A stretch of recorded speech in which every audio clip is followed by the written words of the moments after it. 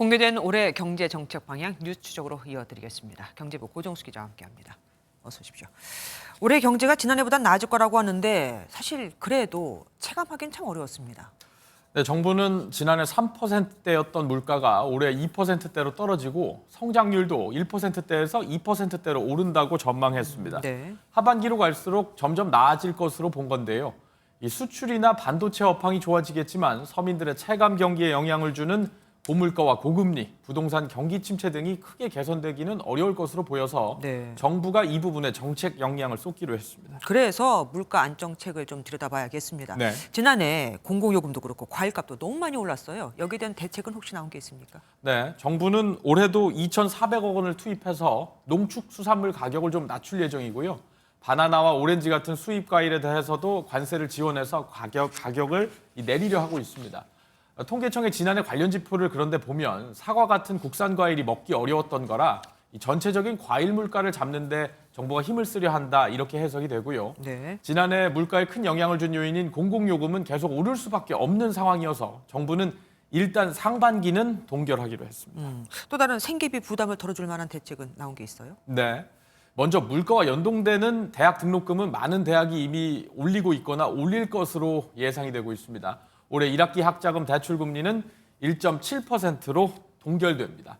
이 건강보험료를 내지 못하는 생계형 체납자가 지난해 70만 명을 넘은 현실에 맞춰서 이 정부는 체납해도 혜택을 주는 기준을 이 연소득 336만 원 미만, 재산 450만 원 미만으로 낮춘 상태입니다. 출산율과 고령화 문제는 어떻게 한다고 합니까? 네, 이 지난해 태어난 자녀가 있고 연소득 1억 3천만 원 미만 가구가 9억 원 이하 집을 산다면 3.3% 이내의 싼 이자로 최대 5억 원까지 대출을 받을 수가 있겠습니다. 기존 자녀가 있으면 한 명당 0.1%포인트씩 더 깎인다고 보고요. 또 신생아 가구는 전세 보증금이 5억 원 이하면 전세 자금을 최대 3억 원까지 빌릴 수 있고 혼인신고를 하지 않은 가구, 입양을 한 가구 모두 대상입니다.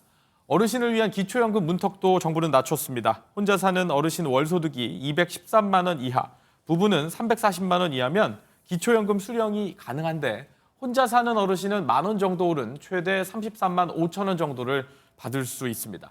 어르신 일자리 지원 사업은 대상자를 14만 명 늘리고 수당도 6년 만에 2만 원에서 4만 원까지 인상한다고 합니다. 그리고 정부 업무 보고가 형식이 바뀌었다고 하더라고요. 네, 그렇습니다. 민생 경제를 주제로 해서 형식이 좀 새로운 부분이 있었는데 소개를 해드리면 통상은 각 부처가 돌아가면서 대통령에게 보고하는 형식이었는데 그렇죠. 여기에서 벗어나 시민의 직접 참여 토론이 더해진 겁니다. 윤석열 대통령은 이 자리에서 신속한 문제 해결을 강조하면서 현장의 목소리를 듣고 국민이 원한다면 어떤 문제라도 즉각적으로 해결하는 정부가 돼야 한다고 밝혔습니다. 예, 지금까지 경제부 고정수 기자와 뉴스 추적 함께했습니다. 안녕하세요, 김주하입니다. 공정하고 신속한 MBN 뉴스 유튜브를 통해서도 만나보실 수 있습니다. 특히 더 많은 뉴스와 라이브를 보고 싶으시다면 오른쪽을 눌러서 구독하시면 됩니다. 어렵지 않죠? 빠르고 정확한 뉴스로 계속 찾아뵙겠습니다. MBN 뉴스를 시청해 주신 여러분 고맙습니다.